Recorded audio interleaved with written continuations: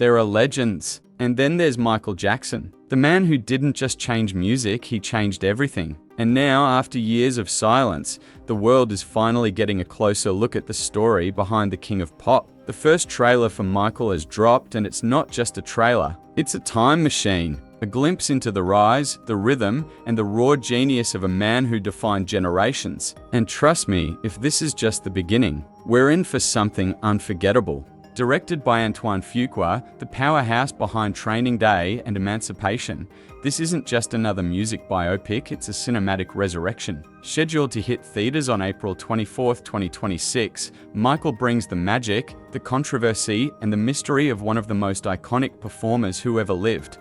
The trailer opens with a familiar Pulse wannabe startin' something. You can almost feel the stage lights flicker as Michael, played by his real-life nephew, Jaafar Jackson, steps into frame. It's eerie how close he looks to his uncle. The voice, the stance, the precision in every breath, it's as if the King of Pop has stepped back into the spotlight.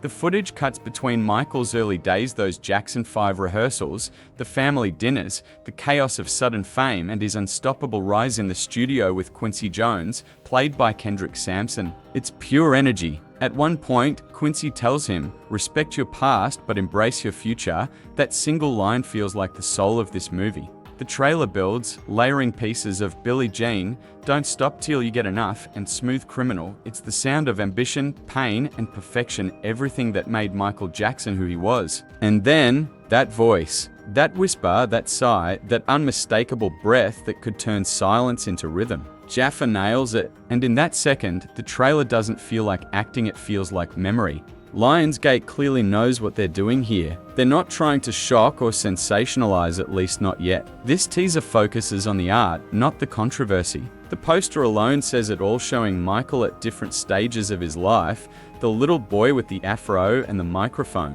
the red-jacketed pop god commanding a stadium, the moonwalking icon frozen mid-step, half in shadow, half in light.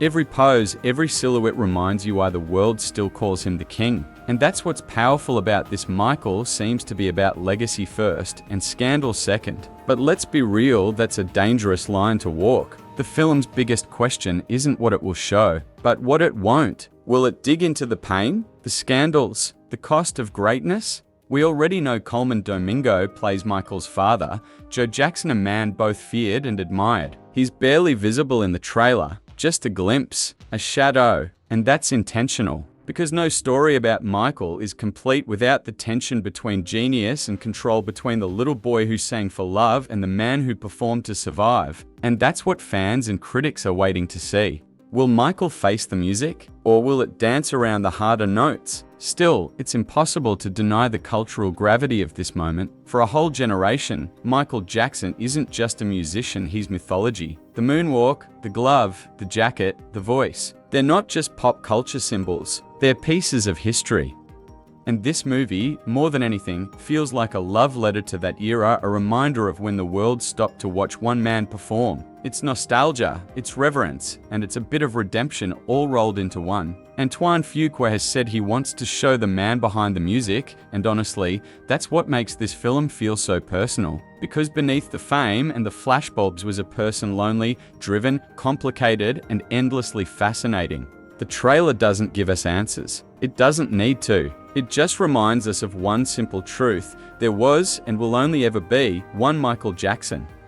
So what do you think? Should Michael dive deeper into the man behind the myth, or focus on celebrating the music that changed the world? Drop your thoughts below, I'm curious to see where you stand. And if you've ever moonwalked across your living room floor, yeah, you owe it to yourself to hit that like button. The king is returning. Not to explain, not to apologize, but to remind us why we fell in love with the music in the first place. This is Screen Radar, and I'll see you in the next one. Keep the rhythm alive.